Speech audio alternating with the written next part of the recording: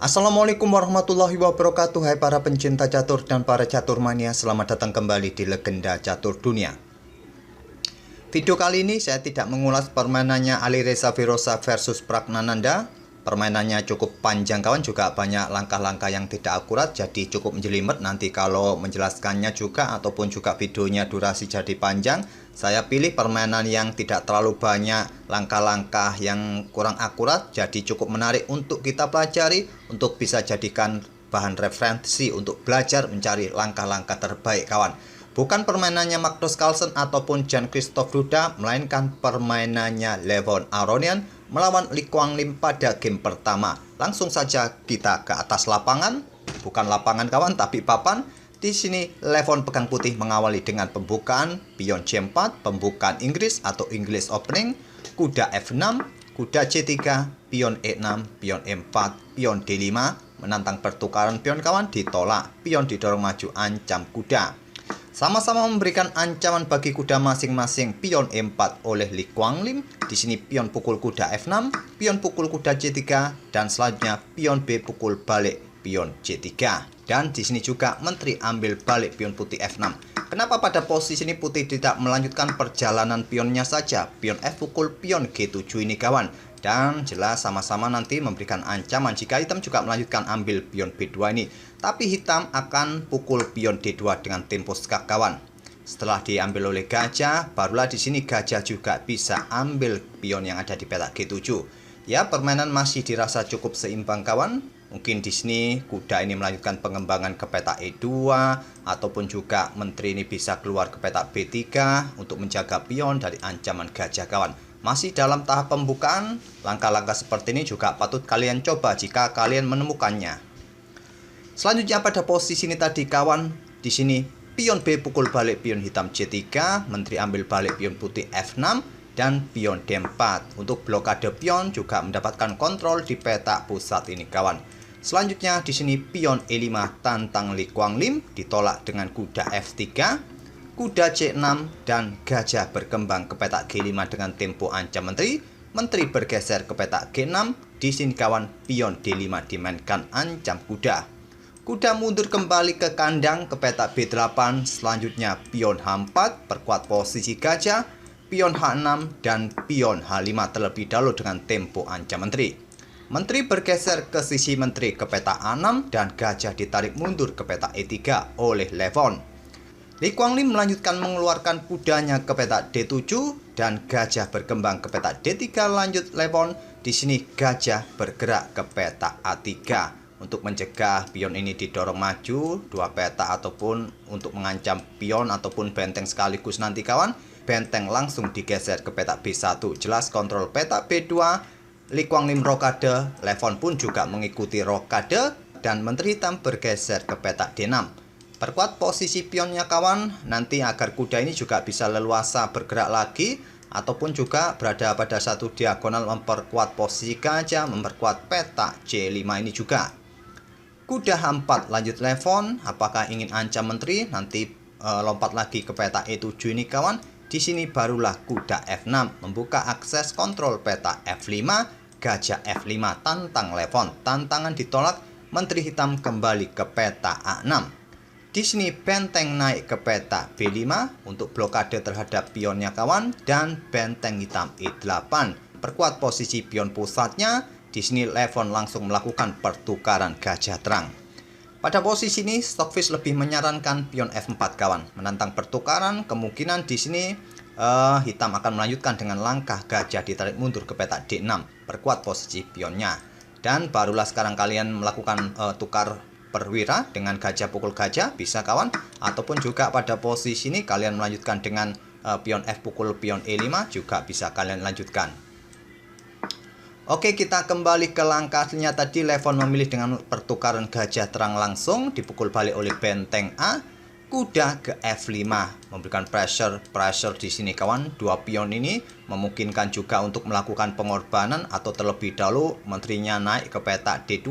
Langsung gajah ini ditarik mundur oleh Lee Kwang Lim untuk menjaga dua pionnya ini sekaligus membuka akses serang pion A2. Menteri Putih keluar ke peta F3, meninggalkan pionnya kawan, dan di sini pion C6, langkah terbaik dari Lee Kuan Lim menantang pertukaran agar Putih tidak mempunyai pion pusat yang bebas seperti ini kawan. Tantangan ditolak, benteng ditarik mundur ke peta B3, selanjutnya pion C pukul pion D5 dipukul balik oleh pion C. Putih masih mempunyai pion bebas kawan, yang cukup merepotkan ini ke depan. Di sini Lee Kuan Lim lebih memilih langsung ambil pion yang ada di peta A2 dengan ancam benteng. Di sini pion E4 juga bagus dimainkan oleh hitam kawan. Untuk blokade akses menteri menjaga pionnya bisa diambil oleh kuda ataupun nanti kuda bisa ambil pion yang ada di sini. Kalau menteri putih ini bergeser ke peta D1, maka benteng ini bisa diangkat kawan. Untuk ancam kuda atau pion yang ada di sampingnya, pion ini juga dalam ancaman. Kalaupun memainkan dengan pion G4 semacam ini perkuat posisi kuda, di sini benteng bisa digeser ke peta D8. Benteng satunya serang pion yang ada di sini kawan. Oke, kita kembali ke langkah aslinya. Lee Kuan Lim lebih memilih ambil pion A2 langsung. Dan benteng di backup oleh benteng di B1. Sekarang benteng ambil pion C3. Lanjut Lee Kuan Lim menantang pertukaran benteng, ditolak. Benteng putih memilih pion yang ada di peta B7. Kalau seperti ini kawan, maksud saya benteng putih pukul benteng hitam, ini akan menguntungkan hitam. Skak dengan tempo, dan tentu saja pion-pionnya ini akan aman. Oleh karena itu Levon lebih memilih langsung ambil pion B7, tidak memperdulikan tantangan pertukaran. Dijawab dengan langkah menteri ambil pion yang ada di peta D5. Tantang pertukaran menteri, sekali lagi ditolak. Di sini Levon memilih mengorbankan kuda, artinya melakukan pertukaran kuda kawan. Kalau di sini pion G pukul pion H6, tentu kuda akan tewas. Inilah yang dilakukan oleh Lee Kuan Lim. Karena ancamannya kuda tadi posisinya juga sedang mengincar pion yang ada di peta ini kawan. Peta F7. Jadi Lee Kuan Lim langsung ambil kuda putih H6. Menteri putih ambil kuda F6. Gajah G7 serang menteri. Menteri bergerak ke sini menantang pertukaran juga bagus. Tapi Lee Kuan Lim lebih memilih dengan gajah G7. Selanjutnya menteri F5 dan dibalas dengan pion A6. Langkah kesalahan dari Lee Kuan Lim. Coba lihat parameter hitam sudah sangat anjlok kawan, sudah jatuh. Pada posisi ini langkah terbaiknya bagi hitam adalah benteng ini bergerak ke peta C6 kawan. Tapi tadi pion A6 dipilih untuk diselamatkan dan dimanfaatkan dengan langkah benteng ke peta D7 ancam menteri untuk meninggalkan pion F7-nya ini kawan. Dan menteri bergeser ke peta C4. Di sini benteng B4 dikorbankan, lagi-lagi taktik defleksi. Kalau diambil kawan, tentu saja ancamannya adalah ancaman skakmat kawan. Oleh karena itu menteri ini turun, maksud saya naik ke peta A2 dan dibalas dengan benteng naik ke peta B6 untuk memperkuat serangannya di baris ke-6 kawan. Di sini benteng ambil gajah E3 melakukan pengorbanan pertukaran perwira, dipukul balik oleh pion F. Dan benteng F8 perkuat peta F7-nya. Di sini benteng B bergeser ke peta D6. Apakah ingin mengadu bentengnya nanti di peta D8? Tapi bukan langkah terkuat. Langkah terkuat pada posisi ini adalah pion E4 kawan. Berkoneksi dengan menterinya. Kalaupun diagonal ini terbuka bagi apabila nanti menteri hitam mendapatkan diagonal ini melakukan skak, tak ada masalah. Raja masih bisa bergeser kawan. Raja akan tetap aman. Tapi di sini benteng B bergeser ke D6, tujuannya jelas ingin mengadu benteng, nanti tersisa benteng versus gajah. Lee Kuan Lim meneruskan dengan langkah menteri E2, incar pion, di backup oleh menteri F3, menteri hitam I1 skak, raja ke peta H2, dan di sini menteri tidak melakukan skak bolak-balik di sini kawan, karena masih bisa diblokade oleh menteri. Di sini pion E4 dikorbankan oleh Lee Kuan Lim dan pengorbanan ditolak. Menteri G4. Kalau diterima kawan, permainan bisa remis. Gajah akan melakukan skak di sini kawan. Dan ini nanti memaksa menteri akan ambil dan skak-skak akan terjadi berulang-ulang sehingga permainan remis kawan. Oleh karena itu, pion ini tidak diterima oleh Levon, merasa posisinya sudah bagus, tidak memberikan kesempatan Lee Kuan Lim untuk melakukan skak-skak yang berulang atau threefold repetition move. Menteri ambil pion E3 lanjut Lee Kuan Lim dan benteng D8. Langkah kesalahan dari Levon bukan langkah terkuat. Langkah terkuat adalah benteng D5.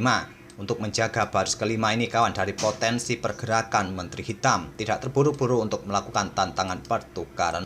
Tapi benteng D8 dipilih oleh Levon dan respon dari Lee Kuan Lim di sini salah juga kawan. Dia melangkah dengan Menteri G5 menantang pertukaran menteri.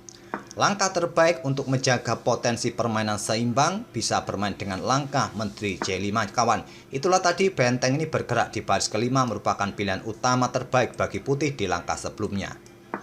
Tapi di sini Menteri G5 dan Levon melanjutkan pertukaran perwira dipukul balik oleh gajah. Selanjutnya Menteri pukul Menteri dipukul balik oleh pion benteng D8.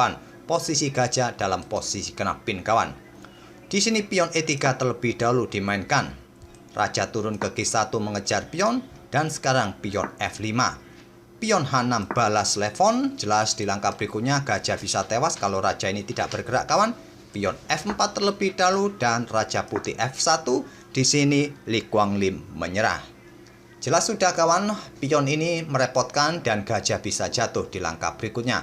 Kalau raja bergerak ke sini ya pion ini didorong maju bisa promosi. Kalau di sini gajah bergerak ke sini kawan, ya pion tetap saja dipromosikan, gajah tewas kawan dan benteng cukup untuk menghabisi pion-pion hitam ini. Posisi raja sudah sangat bagus, bisa mengimbangi 3 perwira, maksud saya 3 pion hitam dengan dukungan 1 pionnya. Tinggal bagaimana nanti putih hancurkan pion di lajur A terlebih dahulu. Sampai di sini, saya rasa kalianlah bisa melanjutkannya kawan. Tak perlu untuk penjelasan yang lebih detail. Oke, itulah kawan satu-satunya kemenangan Levon atas Lee Kuan Lim di babak pertama. Dari 4 game yang dimainkan, game inilah yang berakhir menang kalah, sisanya berakhir remis semua. Oke, semoga permainan dari kedua pemain dan ide-idenya tadi bisa menghibur kalian dan memberikan referensi juga dalam permainan English Open. Kita akan bertemu di video-video berikutnya. Terima kasih. Wassalamualaikum warahmatullahi wabarakatuh.